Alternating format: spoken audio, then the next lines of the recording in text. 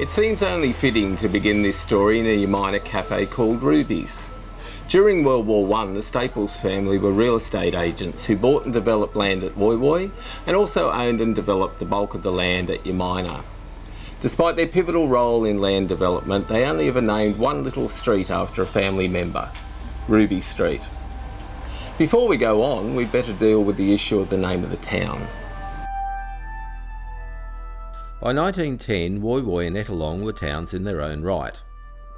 When the land at the beach started to be developed, it seemed no one thought there would be a town. Therefore, on many of the estates, the area was listed as Ettalong, Ocean Beach, or Ocean Beach, Woy Woy. It seems when people got off the train at Woy Woy and asked where the surf was, they were told the Ocean Beach, as opposed to Ettalong, where the water was still.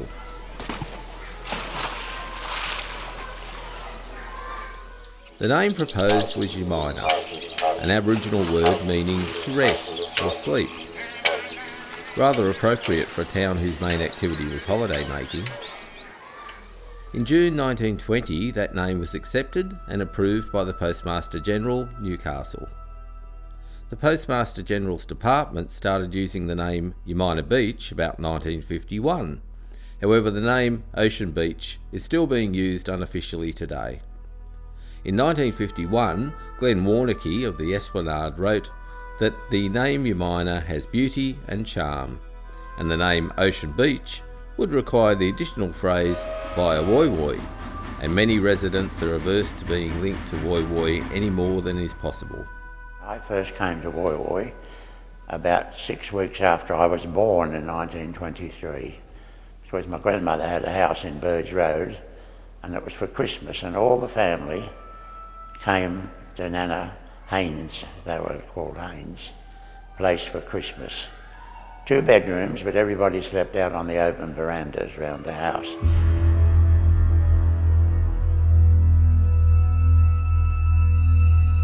To understand what the area originally looked like, we have to go back a lot further than the 100 years that Umina has been settled. From the ocean shore to about where Everglades Country Club now stands was sandplain. In fact, the largest sandplain on the New South Wales coast. The sandplain consisted of sand dunes that ran in a northwesterly direction from the beach. These dunes were covered with low scrub, banksias, gum trees, burrawangs and tea tree. Life would have been good for the Aboriginal people who lived near the beautiful little beach. There was plentiful food from the sea, fresh water and shelter in the lee of the escarpment.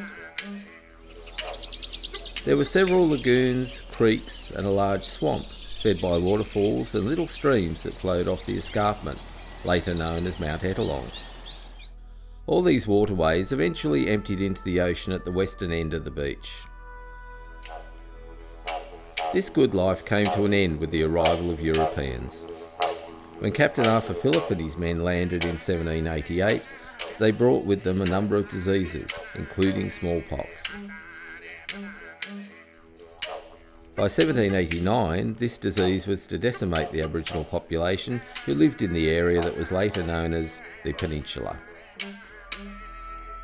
Due to the sand dunes, swamps and mosquitoes, initially there wasn't a great deal of white settlement near the ocean beach. In 1824, James Webb settled at Booker Bay and ran cattle on the sand plain. Around this time, Rob Davis began building ships at Blackwall using trees harvested from the area. On the 10th of August 1910, the Lands Department declared this land, ranging from the beach end of Sydney Avenue, west along the beach and returning along the creek, as a reserve.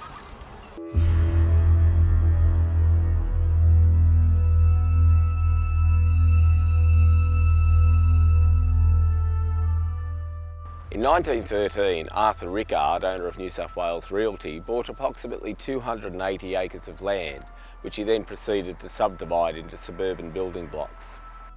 Arthur Rickard, later Sir Arthur, was known as the subdivision king of Sydney. On the 1st of January 1914, New South Wales Realty started to sell blocks of land in the Ettalong Beach estate.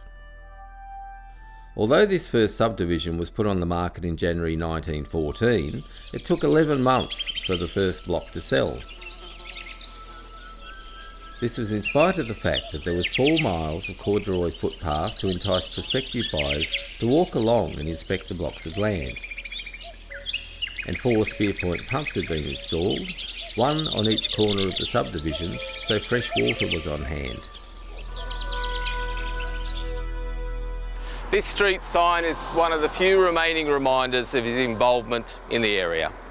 What the real estate agents didn't mention was that there weren't any made roads and no land had been cleared or levelled, so that it was all undulating sand dunes. There wasn't any electricity, running water, garbage collection or sanitary service. So began the one business that has always been in existence in the 100-year history of the town, the real estate agent. The family who loomed large in the establishment of Umina is that of Charles Raymond Stanfield Staples. From 1914 to 1920, the Staples family, Charles Sr., his wife Emma Lucy, and their sons Charles Jr. and Eric, bought 80% of the land at Umina. From 1915, they began marketing the Ocean Wave Estate, the Santa Claus Estate, and the Golden Crown Estate. The Santa Claus Estate originally sold in 1915 for £10 per block. In 1948, the land was selling for £20 a block. In 1916, the estate was advertised. Woy Woy, the most go-ahead place in Australia, the tourist paradise. Although blocks of land were sold as parts of an estate, they were all really estates in name only. Surveyors had marked out the blocks to be sold, streets had been named, but that was about as far as it went. The Staples family threw everything into the promotion of the land. In 1914, a proposal was put forward to build a tramway from Woy Woy to Ocean Beach via Blackwall Road, McMaster's Road, Linden Street, which is now known as Trafalgar Avenue, Britannia Street, Ocean Beach Road, and then on to the foot of the mountain. It has to be noted that of the aforementioned roads, only 2 were navigable in 1914. It would take a further 4 years to connect Woy Woy and Umina by road. In 1918, they installed the telephone line to Umina so that people were able to contact the real estate agents who were stationed in the tiny settlement. The Staples family developed Ocean Beach Township Estate, Aboys Estate, Ocean Wave Estate, and Ocean Beach City Estate, which seems to have been the crowning glory in the portfolio. To make a good impression on prospective buyers entering the estate, Staples made the avenues leading to the land extra wide. Sydney, Hobart, Adelaide, Brisbane and Melbourne avenues were all 100 foot wide as opposed to the average 60 feet wide. To enhance this impression, pine trees were planted along the avenues leading to Calypso Road, with many of these trees growing to stand 40 feet high. In the 1970s, most of these trees were removed to make way for the installation of sewerage pipes. Sadly, one of the last trees standing was removed in 2014. It had stood in Hobart Avenue for nearly 100 years, the last symbol of the Staples in Umina. Since the arrival of Arthur Rickard, along with Richardson and Wrench and the Staples family, the stage was set for a vigorous competition to be waged between the rival real estate agents as well as the previously unforeseen player, the people of Woy Woy. In 1918, Woy Woy and the Peninsula were part of Erin Shire Council, a council that encompassed the area from Hawkesbury River to north of Wyong around Catherine Hill Bay. At this time there was a battle fought out in the local newspaper for any council funding that was allocated to the peninsula. Charles Staples was the main protagonist supporting Umina, while someone using the alias Dinkum supported Woy Woy. Staples protested against council spending £1,000 on a retaining wall at Woy Woy when he thought the money should be spent on the roads in Umina. Dinkum wrote, "Woy Woy is essentially a tourist resort, and the average visitor does not care a continental tinker's curse if we never had a road. It's the water that attracts the people, and 9/10 of the tourists travel by water, and by improving the water frontages and the facilities for the travellers and visitors, the councillors are on the right track. Visitors are not concerned with the building of roads on some land jobber's estate in the sandy scrub. Dinkum also commented on Staples' assertion that soon there would be stores and hotels at the beach, like Bondi. He, Staples, omitted to mention one very important building that should be erected there. A lunatic asylum for the unfortunates that settle there. The only residents ever likely to be there were snakes, spiders and mosquitoes and a frog or two in wet weather. The end result was that a retaining wall and bars were built at Woy Woy, while the situation at Umina remained unchanged. Streets and roads were in name only, and well into the 1950s a gravel surface was only laid for the first 10 blocks or so of land in any street.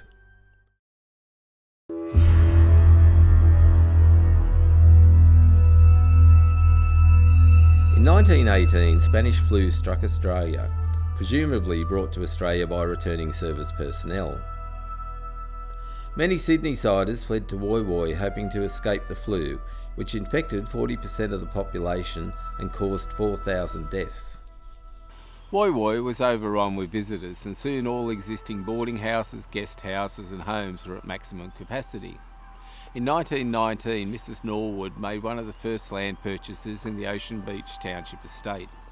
She built this home in Sydney Avenue, which she opened as a boarding house to help cope with the overflow of visitors to Woy Woy. A committee was set up to try and manage the many problems arising from the Spanish flu epidemic. Charles Staples Jr., known as Jeff, was secretary, the start of his long career in public service. Following in his father's footsteps, Jeff Staples was active in several different businesses.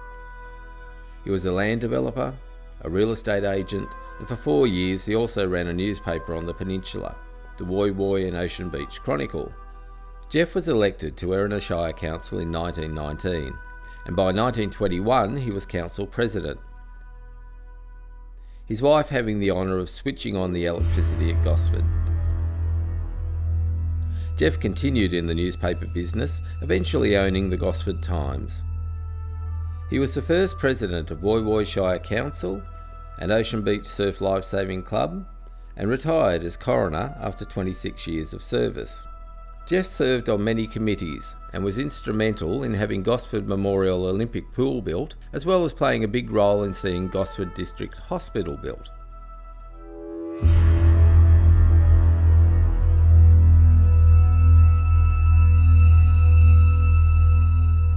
Until the mid-1920s, there wasn't any vehicular access to the peninsula.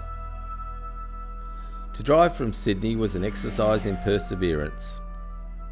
Setting out from Sydney and arriving at the Hawkesbury River, it was then a matter of waiting your turn for the punt. Once across the river, you drove the winding road through Mooney Mooney, onto Carryong, and then down the hill into Gosford. It wasn't until March 1923 when Jeff Staples and 2 others drove a car from Carryong across the mountaintop and down Bulls Hill that a road to Woy Woy was seen as a real possibility. So began the battle to build the mountain road, as it was called, from Carryong to South Woy Woy.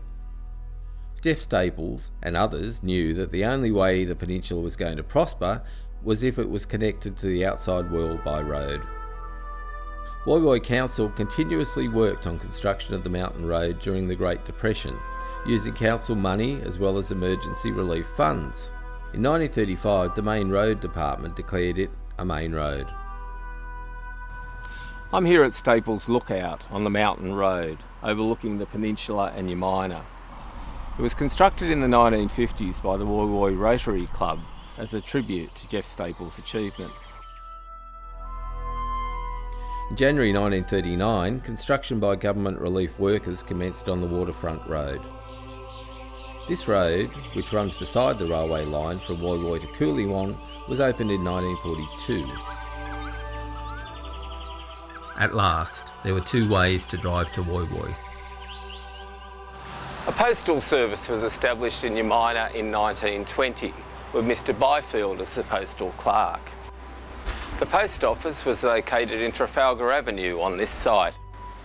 The post office operated from a home, which was also a general store and newsagent. Miss Ardina Jessie Locke took over the business and became the receiving post office worker on the 1st of October 1923. The status of the service was raised to an unofficial post office in 1924, and Miss Locke became the postmistress. Reflecting the times, when Jessie Locke married James Halliday Walters in 1924, he automatically became the postmaster. Jessie and James, also known as Holly, ran the post office and store until Holly's death in 1943. In August 1935, a branch of the Commonwealth Bank was opened in the post office. The front yard was turned into a mini golf course. A news agency ran at all stages, while the general store sold everything: food, cigarettes, tobacco and fishing tackle. After a number of moves in the intervening years, 2015 finds Umina Beach Post Office business once again being conducted in a small area at the rear of a shop. When we moved here, it was an unofficial post office, and Holly Walters owned it, and he had a parrot there, and he was a wonderful talker, and the mail was delivered by Reg Burgess in a sulky, and he used to deliver the mail that way. It was an unofficial office. They used to call them unofficial offices then. They call them agents now. The first post in Umina rode a horse to deliver mail, not to numbered houses, but houses with names.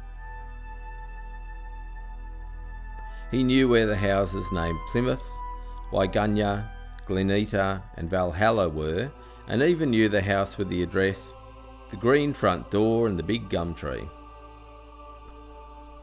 Although the Staples family had installed the telephone line to Umina in 1918, houses with a phone installed were few and far between, even in the 1960s.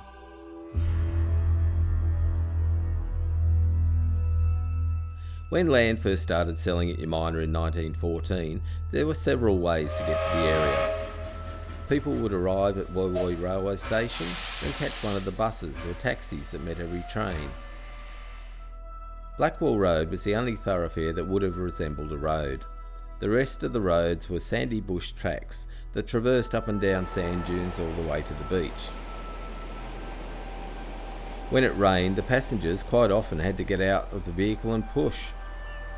If you liked a sea voyage, ferries travelled from Sydney to Gosford each day. The first stop on the peninsula was at Ettalong Point, near Half-Tide Rocks. Goods and passengers would be unloaded to rowing boats and taken ashore. Alternatively, passengers could disembark at the Ettalong Wharf at Ferry Road. From these points, visitors could walk along the beach to their accommodation or camping spot. One family of 4 young men, the Warneke brothers, may have discovered the beach in this way and started camping there from 1920. All 4 brothers eventually went on to build houses on the Esplanade and West Street, and their father became the town blacksmith. One of the brothers, Glenn, nicknamed George Warneke, went on to travel the world as a newspaper correspondent and became the first editor of the Australian Women's Weekly. In his letters home, his one wish was always to return to his beloved beach and the house that he built, South Seas.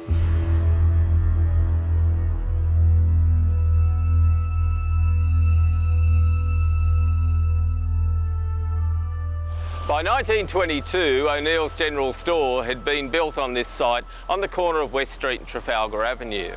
This store was to go on to become a Umina institution. Not only did Mr O'Neill supply groceries from this store, he was also an agent for the Gross and Osborne real estate offices. Another store to open in 1922 was the Up to Date store, right on the beach in between the end of Trafalgar Avenue and Norman Street. It was built and owned by Michael and Ada Green, and Mr Sapford ran his estate agency out of the building. When Ada died in the 1930s, Michael sold to Bessie Fisher. Rumour had it that during World War II, Navy corvettes escorting battleships along the Australian coast would anchor in Broken Bay while the sailors rowed ashore and visited Bessie's store, buying any lollies and goodies available. The sailors then rowed back to their ship, weighing anchor and sailing off to war. The building later became Landman's Cafe and Dutch Bakery.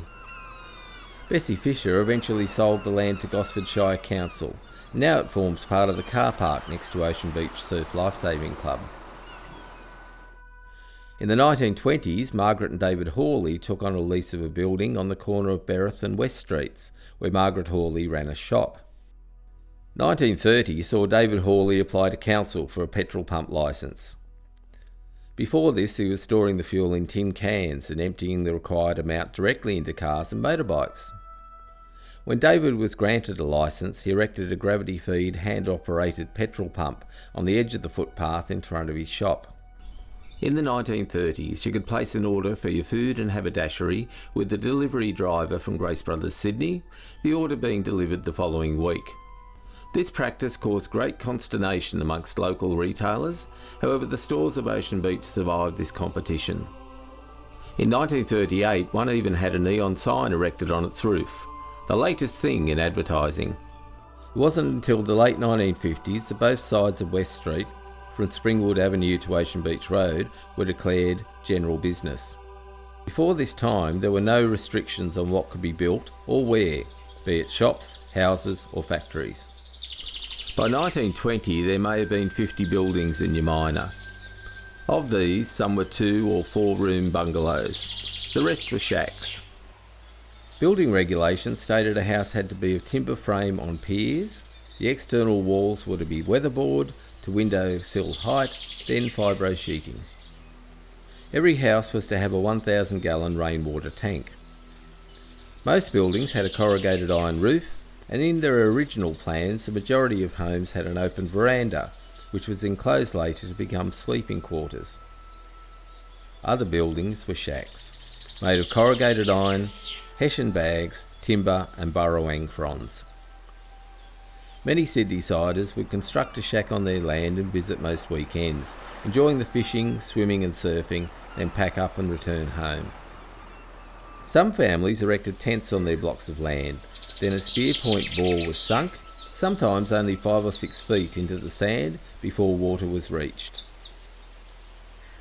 A hand pump was attached to the top of the pipe, and hey presto, fresh cold drinking water was on hand whenever it was needed. And often it was needed not only for drinking, but also to combat bushfires.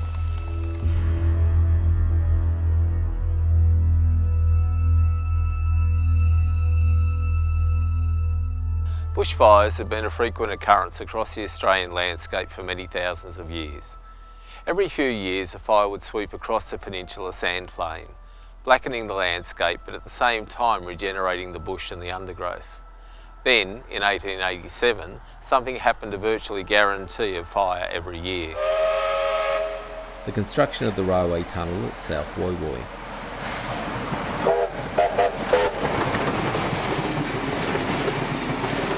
Once the tunnel was opened, steam trains started spewing smoke and cinders into the air. The final part of the equation was strong winds. It took just a few cinders to land in the tinder-dry bush, and the fire, driven by the wind, raced up the hill, over the escarpment and down onto the sandplain. The only firefighting equipment the townsfolk of Umina had was bore water, fire beaters and man, woman and child power. There are newspaper reports of women working the pumps for hours on end, while a bucket brigade was formed from the pump to the face of the fire.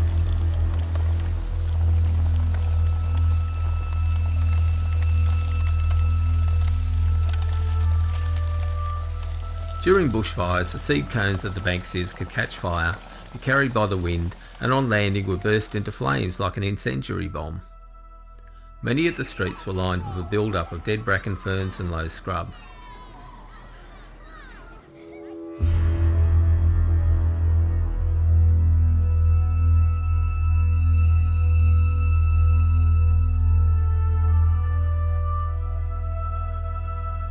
The draw card had always been the beach, and for the majority of the time it was an ideal place for beach goers. There were incidents of people getting into trouble in the surf, and so several men had taken on the job of patrolling the beach on a purely informal basis. With growing visitor numbers, by January 1922, a few of these men formed the Ocean Beach Woy Woy Surf Lifesaving Club. In 1938, Woy Woy was dropped from the name, and in 1940, Broken Bay was added to stop confusion with the beach at Manly. The Broken Bay was dropped from the name in the 1970s. The first president was Jeff Staples. Under his guidance, the first clubhouse was built near the end of Ocean Beach Road. Several years later, the clubhouse was moved to the end of Norman Street.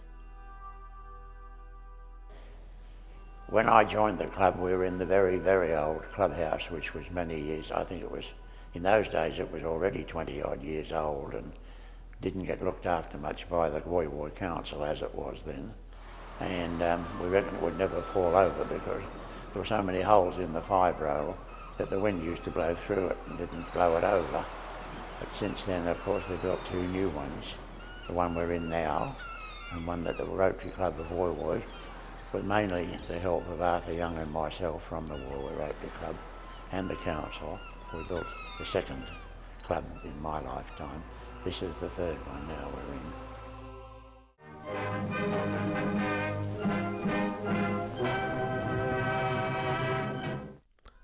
The New South Wales Shark Menace Commission forwarded designs of beach lookout towers to the club, and by 1930 an enlarged club and shark tower were in use. In 1932, Sir Philip Game was visiting the district to officially dedicate the War Memorial Park at Woy Woy. He then toured the area, concluding at the beach. The club pennant bearer, Jack Lurie, was presented to Sir Philip Game, while the club president, James W. Morris, and Shire president, Michael Green, looked on. James, or Jim Morris, had a colourful life before becoming second president of Ocean Beach Surf Lifesaving Club. At the age of 16, Jim fought in the Sudan and then spent 12 years with the Royal Marines as well as service in the Boer War. In 1914, he was amongst the first to sign up for World War I, landing on Gallipoli on Anzac Day and was in the first charge at Lone Pine. Being a professional photographer in civilian life, he sent the first photo back to Sydney of the Lonesome Pine, later to be known as the Lone Pine. Wounded 3 times at Gallipoli, he eventually returned to Australia and civilian life. In 1920, he bought several blocks of land and lived at Edelong and Umina until 1935. He gained his bronze medallion at the age of 57 and was president of Ocean Beach Surf Lifesaving Club from 1926 to 1932. One of the first councillors on the Woy Woy Shire Council, he was also instrumental in ensuring Edelong Public School was built in 1928. By 1931, the Great Depression was taking its toll on the surf club's membership. Numbers slowly fell, and by the mid-1930s the club was struggling to survive. 1939 was a turning point for the Ocean Beach Surf Lifesaving Club. The number of active members was now just 2. To keep the club going, 5 men aged from 17 to 50 qualified for their bronze medallions. As the war continued and young men signed up to the armed forces, Charlie Williams from the Surf Club started instructing the young women of the peninsula in surf lifesaving training. The ladies performed rescue squad duties, crewed surf boats and performed shark tower watches. A new clubhouse was desperately needed, but it wouldn't come to fruition until 1956, when the club was given the land to start building. Regarding the surf club, Ocean Beach Surf Club, I became secretary in 1946 when I joined. And I was secretary till 1952, and from 1952 to 1955 I was the president as well. I'm still now, today, the senior life member of the club, still actively interested in everything they do. It's a wonderful club and I've always been very proud. It was some of the happiest times of my life when I was in this surf club. It's a wonderful club. I've got some very happy memories, particularly when I was the coach and trainer of the girls' surf club, the March Past team. They were a wonderful group of girls. But training the girls was very hard work. I enjoyed every moment of it. But I've had some very good friends, and they're still friends to this day. 60 years later, 70 years later, they're still my friends. Those of us that are still alive. The present clubhouse stands on the footprint of the 1950s building. The surf club had many members who participated in the surf carnivals which were held every season. This carnival was held at Ocean Beach in the late 1950s, and all the Central Coast branch teams took part in the march past.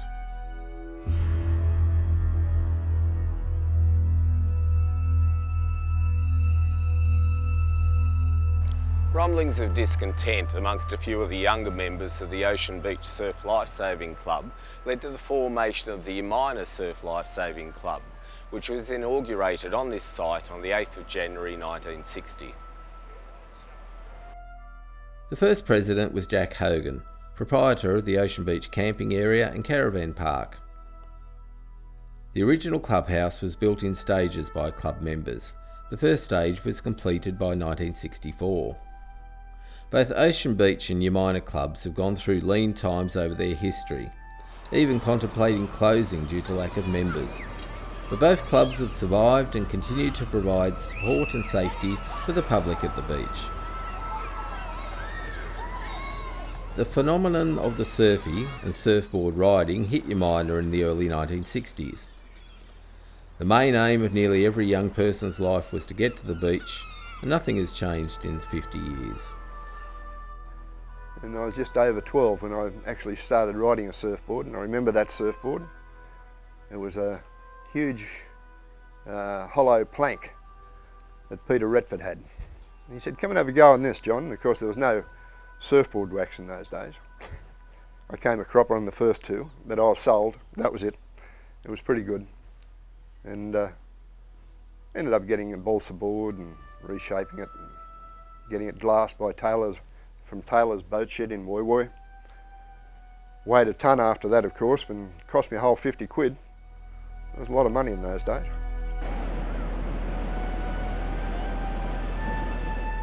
By 1925, there were several guest houses in Umina.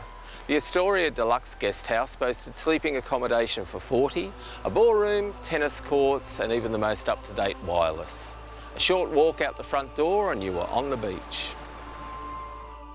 George Retford owned the Strathmore Guest House, which was run by his wife Isabel. Norm Hayward owned the Yaliki Guest House, later known as Sea Breeze.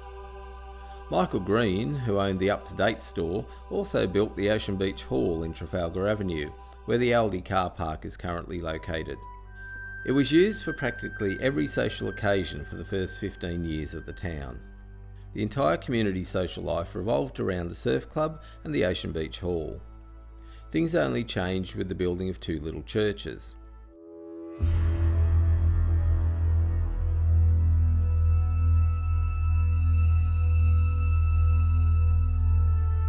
In the beginning of the town, the residential population was just a couple of hundred people, but from the October long weekend till Easter each year, people came to the peninsula by the thousands, many of them to Umina. While this influx of visitors provided a desperately needed injection of funds, the strain on existing facilities was severe. Erin Shire Council had virtually no resources to fund the making of roads or the supply of electricity, water or sanitation, and yet the demand for these basic services was huge and increasing. Jeff Staples was full of enthusiasm to create a local government for the Woy Woy area. In 1928, his vision was realised when Woy Woy Shire Council was created. Once the new council was approved, the battle started as to what to name it. Suggestions were Burrawang, Edelong, Brisbane Water, Broken Bay and Patonga. Eventually the name Woy Woy Shire Council was settled on. The first official meeting of the entire provisional Woy Woy Shire Council was held here at Rest Harrow, Jeff Staples' home, on the 15th of August 1928. So began an era of self-government for the peninsula. The new council was eager to connect to the electricity grid, enforce building regulations and improve the general standard of construction. On the 23rd of December 1929, electricity was officially switched on at Woy Woy by Jeff Staples' wife, Florence. In 1929 there were 100 consumers, growing to 1,500 in 1938, ranging from Patonga to Woy Woy in the bays. The electrical engineer was very conscientious. When there was a power failure, he made sure emergency actions were taken to ensure Woy Woy and Ettalong picture theatres had power for their Saturday night sessions. In October 1942, Brisbane Water County Council was formed, merging the electrical departments of Woy Woy Shire, Erina Shire and Gosford Municipal Council.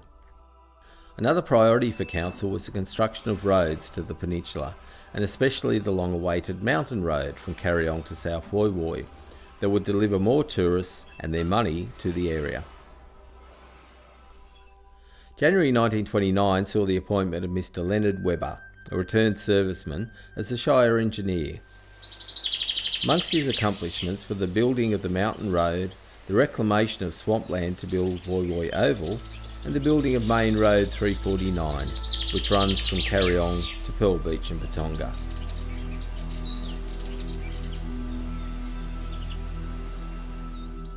Being a returned soldier, his special interest and crowning glory was the redesign of the existing War Memorial Park on the waterfront of Woy Woy.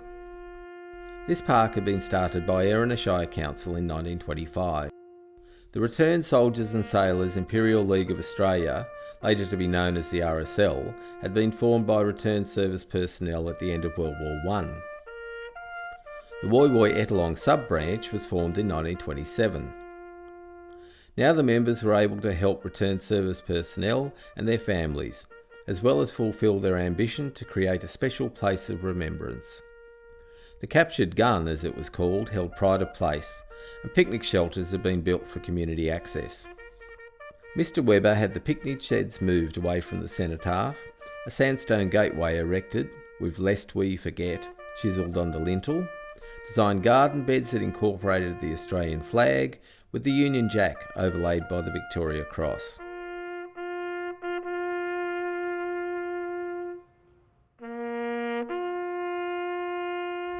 The park was eventually walled and is now lined with individual tablets commemorating the memory of armed services personnel from the district. With over 1,400 tablets now in place, the park has now become the unique and special place that Leonard Webber envisaged in 1932.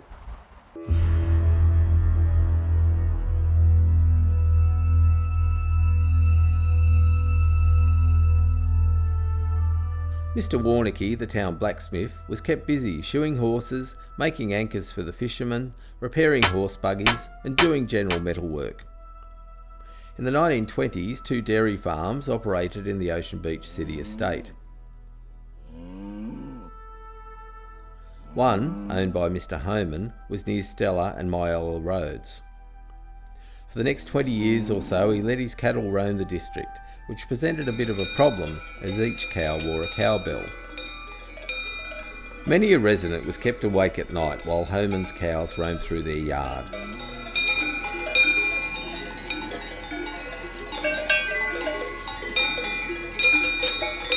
The other dairy was run by Bill and Kate Node on their acreage at the end of Calypta Road. By the 1940s there were dairies in Australia and Watkin Avenues. Mrs. Malt ran a Bullock team that was used to transport goods. Children were told to cover their ears if they happened to have to pass Mrs. Malt and a Bullock team, as her language was apparently very colourful. I've lived here since 1939. I was born in Singleton in 1932.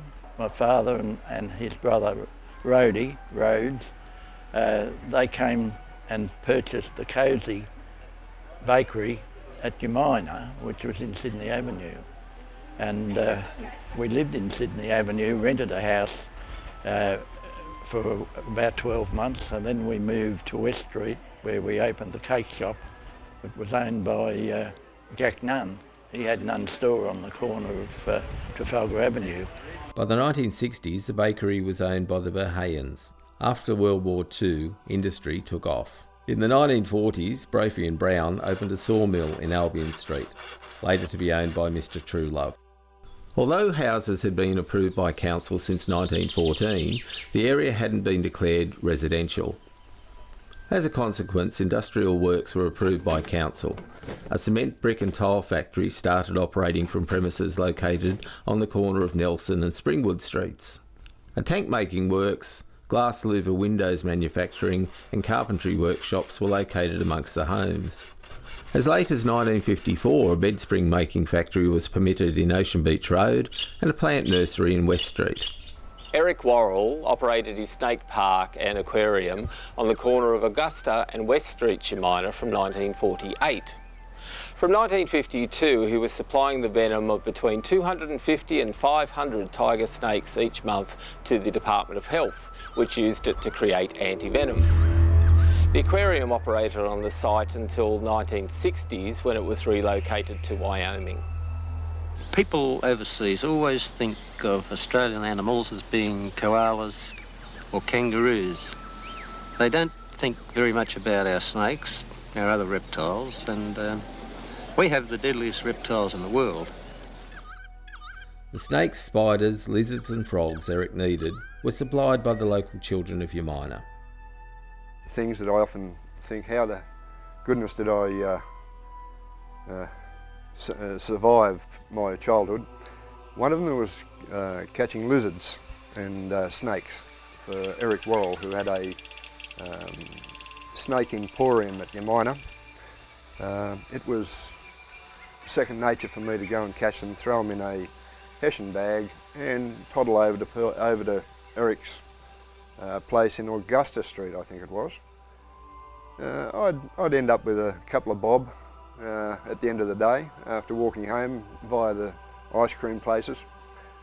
But one day I said to him, "This one's a funny one, Eric. It's got two heads." And he looked at me and he said, "Oh, just a minute, we'll have a look." Sometimes he had to tell the kids not to catch a certain type of snake, as the children would turn up with brown snakes and death adders. And he shut the bag and he said, "John, that's a death adder. How did you catch that?" And I said, "Oh, just like our dad showed me, with a fork stick." And he thought for a minute and he said, "Right, I'll give you 5 bob for that one, but I don't want any more snakes or lizards." Eric didn't want a death on his hands. Funnel webs were fair game, apparently.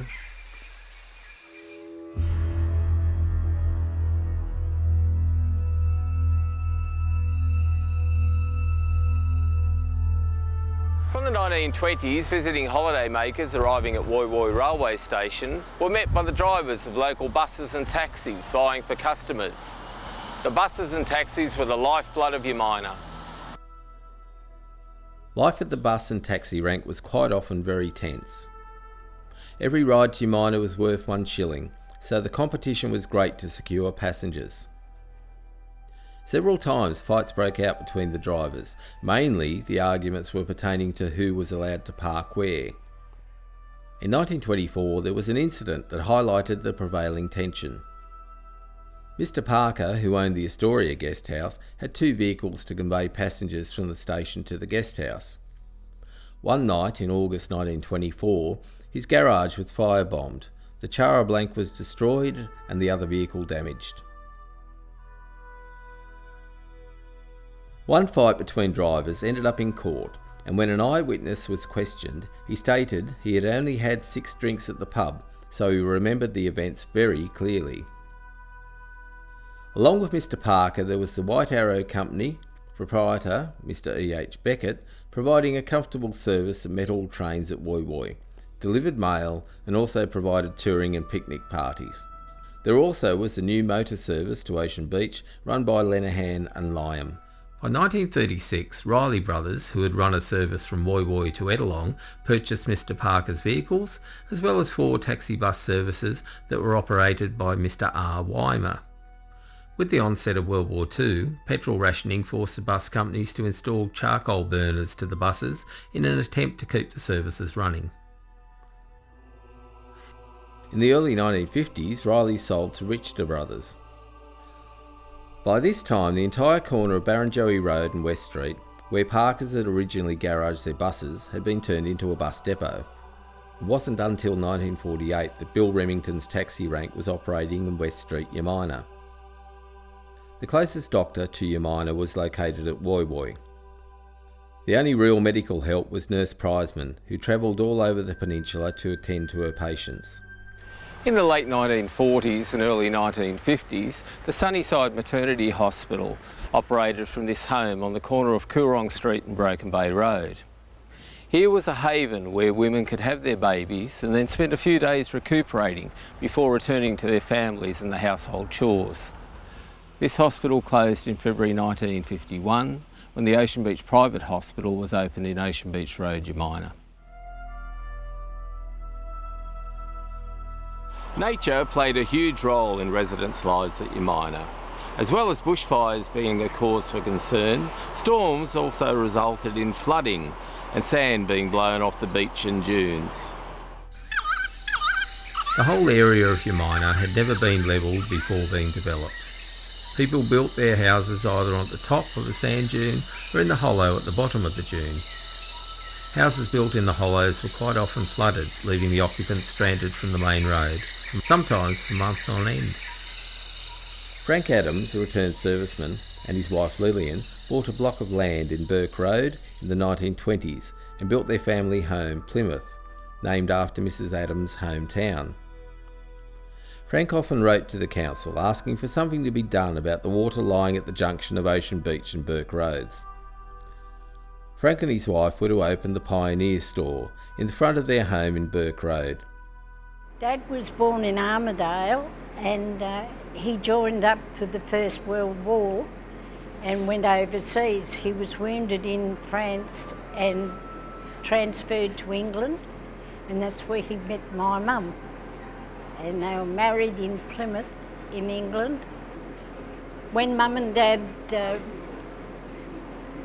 finished raising their family, Mum had nothing to do after the last sister was married, so she decided she'd get some bottles of drink and ice cream, a carton, big container of ice cream, put a notice on the front fence, drinks and ice cream for sale. So that's how it started up. And then she went to the ale store in Woy Woy and she got about £50 worth of groceries and put them on the shelf in the...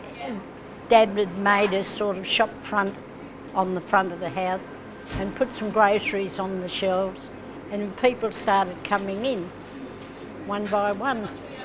And then it gradually developed into a shop and they had quite a little business. Originally, that was the veranda across there, and the three boys used to sleep out on the veranda, and eventually it was closed in and come down a hallway, and then our bedroom was about here. Mum and Dad's bedroom was about there, and then there was a big long dining room there, and then Dad closed it off and made a lounge room there and a dining room there, and the kitchen was out the back.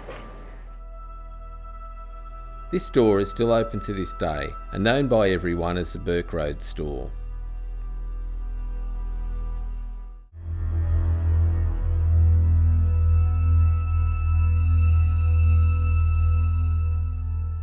From the 1920s there was plenty of choice for sport. A cycling club conducted races on a course through Umina and Ettalong. There were cricket and football competitions, both played at Woy Woy, but not on Sundays, as this wasn't permitted by council. Horse riding was popular, however in 1936 council banned horse riding on the beach. Of course the beach provided swimming, surfing and fishing. The local surf club ran regular surf carnivals. Athletics carnivals were held on the beach by the local Progress Association. Beach fishing had always been popular, whether it was with a hand line or beach rod. There were at least 3 tennis courts just in West Street alone. With the influx of European migrants, a soccer and sports club was formed by the New Settlers League of New South Wales. In 1959, a group of people who had formed the Umina Bowling and Recreation Club started clearing the land in Melbourne Avenue for the purpose of laying the bowling greens and building a clubhouse. By the early 1960s, the greens had been formed, games were being played, and the clubhouse had been built. It wasn't all doom and gloom during the Depression years of the 1930s. People entertained themselves by going to the picture show at either Ettalong or Woy Woy. Dances were held in Ocean Beach and no less than 3 different locations every week. Euchre parties were popular and men attended smokos. Throughout the 1930s, residents complained about the condition of the streets. In 1930, the engineer reported that there was a total of 5 miles, 55 chains, or 9 kilometres, of bitumen roads in the Shire, and a further 25.5 miles, or 41 kilometres, of gradable roads. In 1940, with council still struggling to perform maintenance of roads, a ratepayer offered the council £200 at 4% interest over 3 years to be used constructing the esplanade between Barrenjoey Road and Augusta Street. The offer was accepted. One part of the population of Umina, who although poor, didn't feel deprived at all. They were the children. But there was one big plus all the children had, and that was the beach. Whether born in 1923 or 1953, the beach was the centre of life. If not at Ocean Beach or Umina, they were at the Cove or the Rocks. Many hours were spent walking on the old road to Pearl Beach to swim in the rock pool.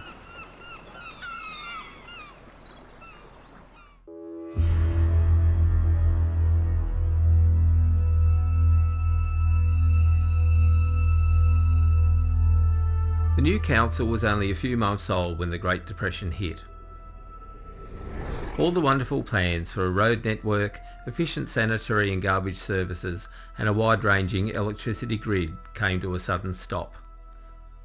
What took their place was a constant battle to provide basic services to residents, while also trying to promote the peninsula and stimulate tourism. In holiday times, local residents would vacate their houses, which were then rented out to holiday makers. For the holiday period, the residents lived in tents in their own backyard. These were desperate times. There were only 29 new dwellings erected in the entire Shire in 1932, rising to 64 in 1936. The population grew and people lived where they could, be it the camping reserve, vacant land, or even on the beach. There was another group of Umina residents who didn't have a tank or spear point pump. These were the families who lived in tents or humpies, quite often in the reserve near the beach and sometimes even on the beach. With the onset of the Great Depression, many people sought a safe, cheap place to live. Most were penniless and many were families, husbands, wives and children. One source of free drinking water was the spring that dripped into the bowl carved into the cliff face on the cliff road. The road had been built by Staples & Co, and its purpose was to join Umina with Staples' Pearl Beach estate. During the road's construction, a small bowl was chiselled into the rock face to collect the water from the spring that drifted down the cliff. The bowl on the cliff road was first used to quench the thirst of travellers and walkers to Pearl Beach in the 1920s.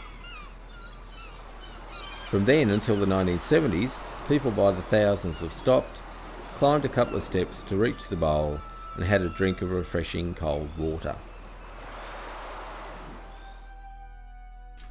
Council were gathering some income from the reserve.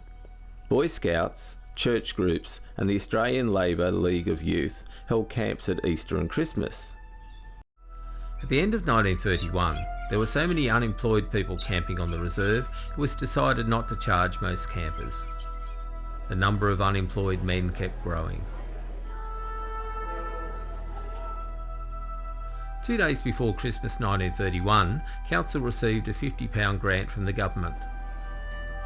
This grant was used to employ 62 men for 1 day's work, so each man would have a few shillings to spend at Christmas.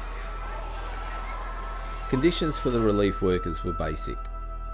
Council agreed to the relief workers' request for a shelter shed at the quarry on the mountain road. An inspector of emergency relief work stated, "At Council's discretion, it should approve morning tea for the men, provided it was made by one worker on light duties and taken to the men who must not leave their work."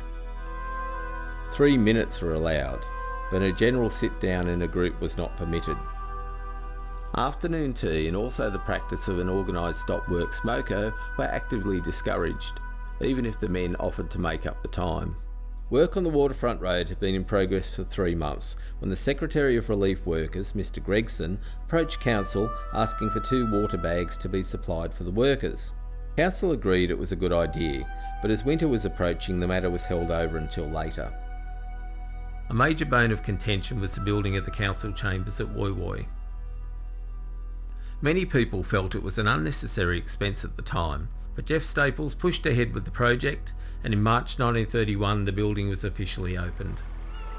In 1937 the Crown Reserve foreshore had eroded to the extent Council estimated it would take 400 to 500 unemployed workers using stone supplied from the Council quarry to remedy the situation. Apparently nothing was done.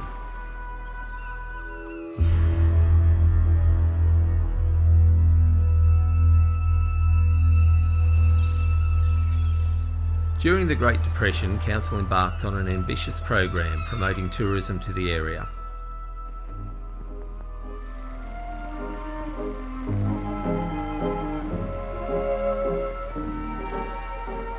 Pacific Productions were engaged in 1936 to make a promotional short film, Woy Woy, the Venice of Australia.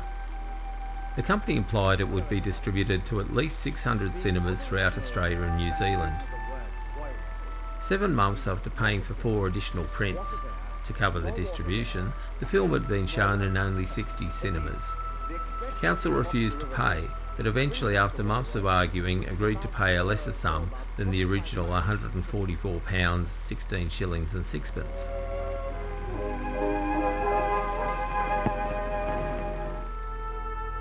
The families who lived in Umina did what they had to survive, and many lived on whatever seafood they could catch. Families attempted to grow vegetables in the sandy soil of their yards. Chickens were kept for their eggs.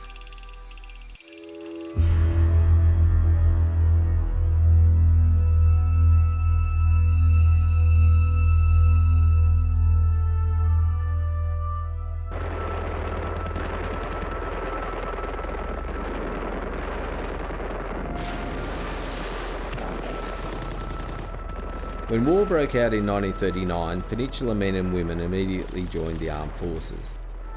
The Deputy Director of Recruitment advised Council that the minimum recruitment number for the Woy Woy Shire was 5 per month. When the war started, the Second World War, Dad's 5 brothers and him, or his 4 brothers and him went to war. Les died in Changi from dysentery. His name is up on the plaque, the memorial plaque at Pearl Beach. When they came back from the war, a lot of people were told, the older men were told, don't tell your family about what's happened here. This is what Dad told me, because they don't need to know everything that happened. Council donated £10 towards the purchase by local governments of a Spitfire fighter aeroplane. The people of the peninsula took up a collection so HMAS Hawkesbury could buy a washing machine. The collection was so successful, when the captain of the Hawkesbury learned how much money had been raised, he changed his request from a washing machine to a refrigerator. Fuel was being reserved for the government, so a new source had to be found to power civilian vehicles. Charcoal burners were available as a fuel source, but being dirty and not very efficient, they weren't popular. Train services to Woy Woy and Gosford were reduced with the aim of conserving coal. Overcrowding was now commonplace on every train. In 1942, the Japanese menace brought the war right to the beachfront at Umina. Jap submarines invade Sydney Harbour. Their only victim, an old ferry boat converted to Navy use. 2 torpedoes found their mark before the invaders were blasted to the bottom.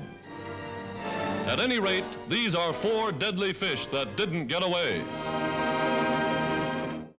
With the submarine attacks on Sydney Harbour and Newcastle, it was realised how vulnerable Umina was. Umina residents could hear the guns at West Head firing at the enemy, but the thing that drew the most attention from 1942 onwards was the aerodrome.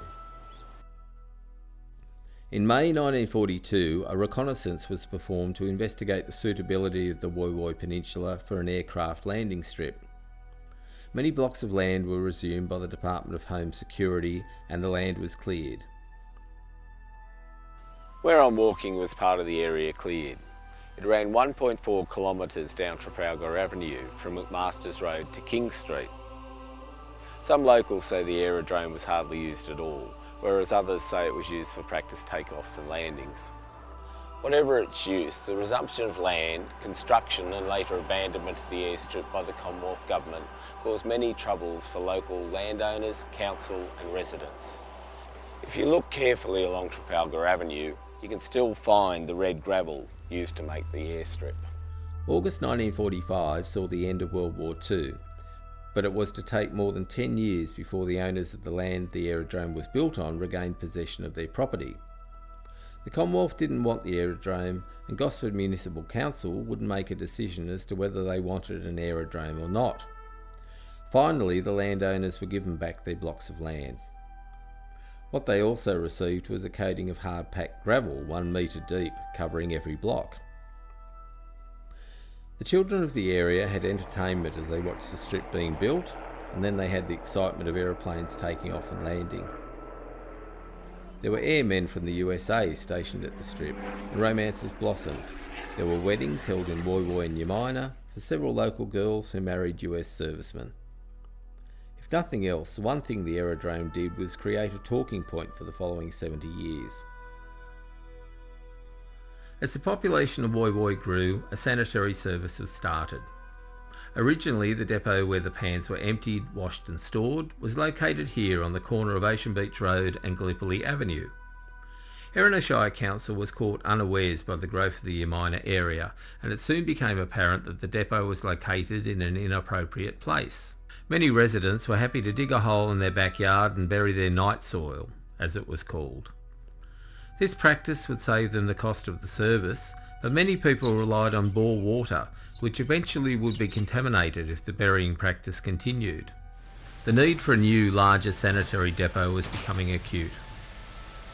In 1942, Council sought permission from the local government and health departments to locate a depot near the Waratah Patch, adjacent to Patonga Drive. There was a petition signed by the residents of Pearl Beach protesting the new location. The New South Wales Federation of Bushwalking Clubs suggested to Council that they should look at using barges to take the sewerage out to sea. That suggestion now seems absurd, but in the 1960s and 1970s, raw sewerage was being pumped into the sea off Umina Point. It wasn't until the end of 1944 that a site was selected, away from the Waratah Patch, 300 feet above the Ettamolong Swamp, so as not to pollute it, and far enough away from Pearl Beach and Patonga Drive. Along with the effort to avoid sanitary service fees was the avoidance of garbage service. Residents just didn't register with the council, implying that no one resided on the block. Garbage was being dumped on vacant land or into Brisbane water, and at low tide, tins, bottles and rubbish were revealed. The drainage problem on the peninsula was ever present. Council's reply to nearly every request for drainage or roadworks was, "No funds have been allocated in this year's budget." In 1950, Gosford Shire Council stated they couldn't do anything to relieve the situation and people shouldn't have built on the land that was prone to flooding. With the electrification of the rail line in 1960, most of the land at Umina seems to have been declared residential, with the proviso that curbing and guttering, drainage, land clearing and tar-sealed roads were part of new developments.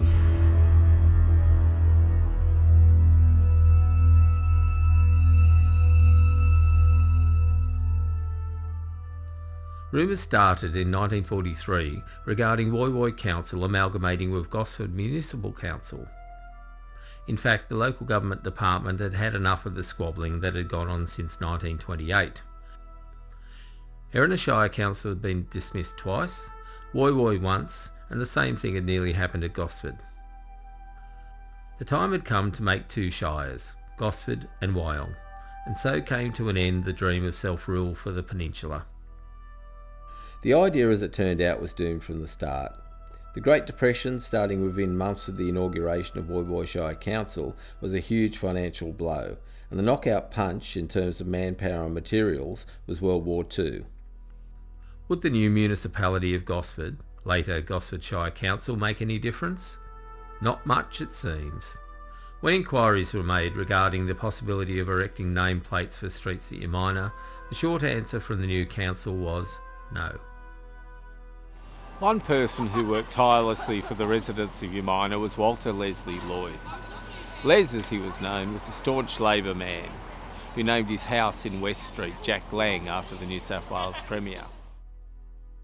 Les became a Gosford Shire councillor, constantly working to improve the welfare and amenities of Umina and its people. He died suddenly in 1958, and this reserve next to Ocean Beach Surf Lifesaving Club was named in his honour.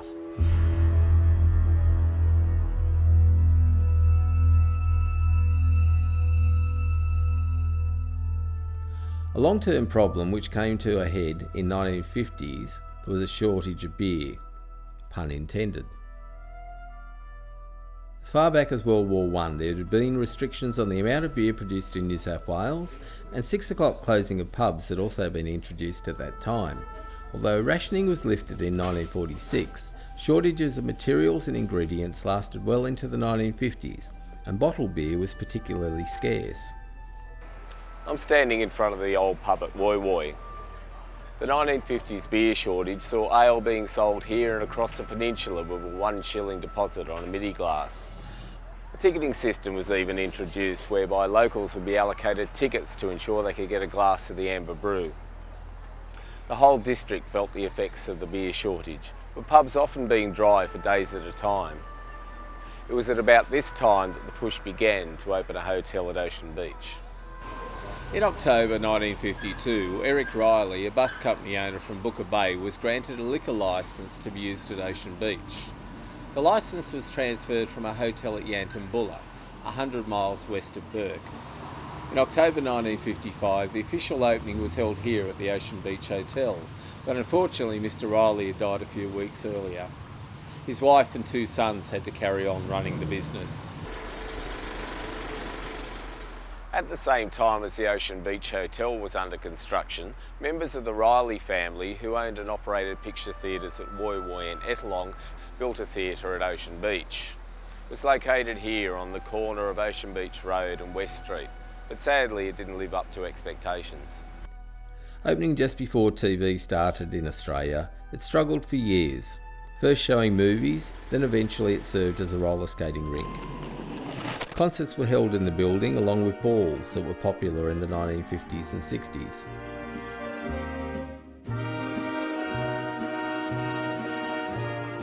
On the 1st of December 1964, Sir Robert Menzies came to Umina to support the Liberal candidate Mr C.W. Bridges Maxwell in a by-election to be held the coming weekend.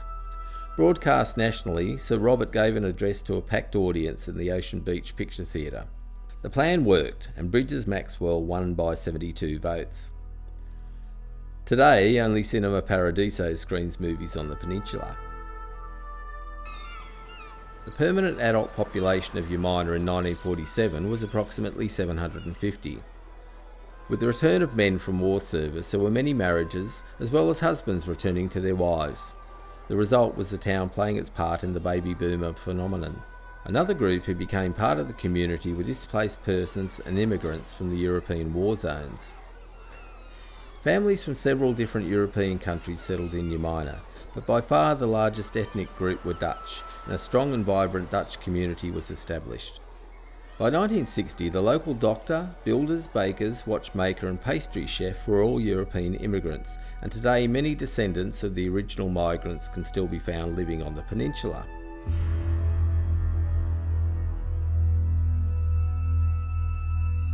In 1955, a parcel of Crown land in Sydney Avenue was allocated to build a school, and by February 1956, Umina Public School was open and ready to receive its first pupils.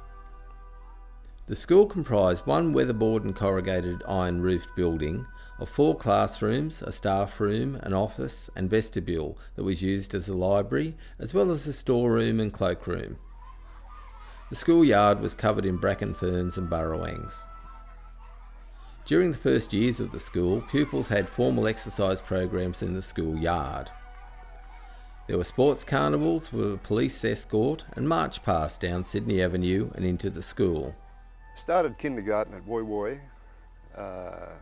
Primary School around 1954, and 6 months later we were relocated to Umina Primary School, which had just opened. Mainly because we lived at Pearl Beach and it was a shorter journey to school. I remember Mum first taking me to Umina Primary, and that was along Sydney Avenue, and there's a whole row of lantana, and I was thinking to myself at the time, my goodness, how do we get in here? Or maybe I didn't say, oh my goodness, but I said, how do we go in here? And there was a hole in the lantana and we walked through it, and that was my first impression of Umina Primary School.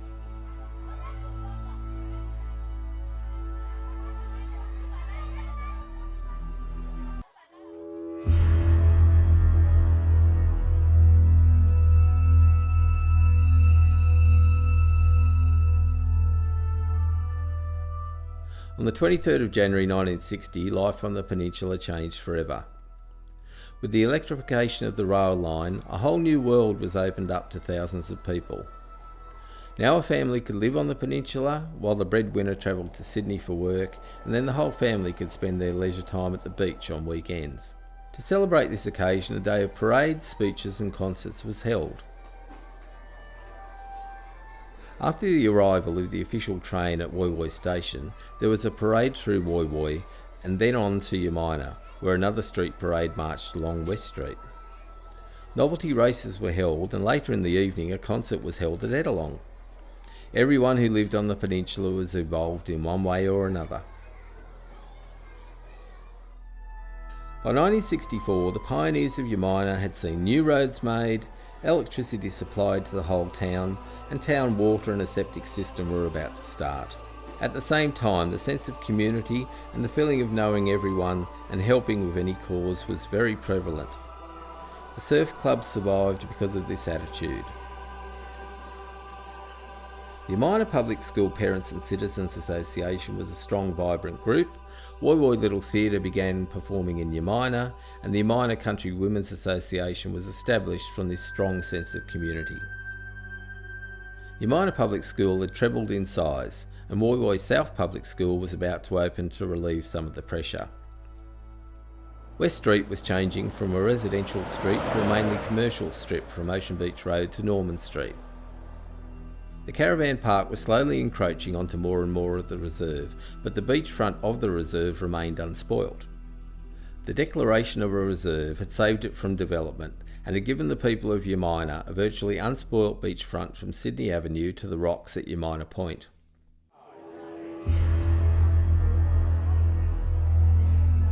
This story has been of a tiny settlement, its struggles, triumphs and growth into a thriving town and community. The foundations have been laid for further developments and changes over the next 50 years. But that's a story for another time.